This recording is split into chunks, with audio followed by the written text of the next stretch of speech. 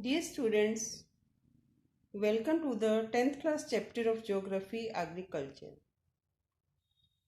In this chapter, in previous videos, we have come to know about the cropping pattern of crops in India, and today we are going to discuss about the geographical conditions of wheat and rice. First of all, see geographical conditions of wheat. The second most important cereal. It is the second most important cereal and it is the main food crop in north and northwestern part of the country. It is the second most important cereal crop that is found in north and the northwestern part of the country. And this is the Rabi crop. Rabi crop means that it is sown in the months of October and November and harvested in the month of April and May. And this requires a cool growing season with 50 to 75 centimeter of annual rainfall and a bright sunshine at the time of ripening. It requires annual rainfall 50 to 75 centimeter and also requires at the time of ripening bright sunshine. Wheat growing regions are the Ganga-Satluj plains in the northwest and black soil region of the Deccan. The area where wheat is grown, that regions are Ganga-Satluj plains in the northwest and black soil regions of the Deccan. Now the turn is of rice. It is a staple food crop.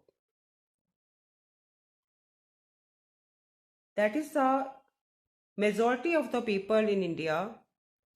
For them, it is a staple food crop. And our country is the second largest producer of rice after China. It means our country keeps second place in the production of the rice and China at the first place. It is a kharif crop which requires high temperature above 25 degrees centigrade and high humidity with annual rainfall above 100 centimeter. The temperature required for this crop is 25 degrees Celsius and annual rainfall required above 100 centimeter. It is grown in the plains of north and northeastern India, coastal areas and the deltic regions. This crop is grown in the plains of north and northeastern India. Also grown on coastal areas and the deltic regions. Development of dense network of canal irrigation and tube wells has made it possible to grow in these areas such as Punjab, Haryana, Western Uttar Pradesh and parts of Rajasthan.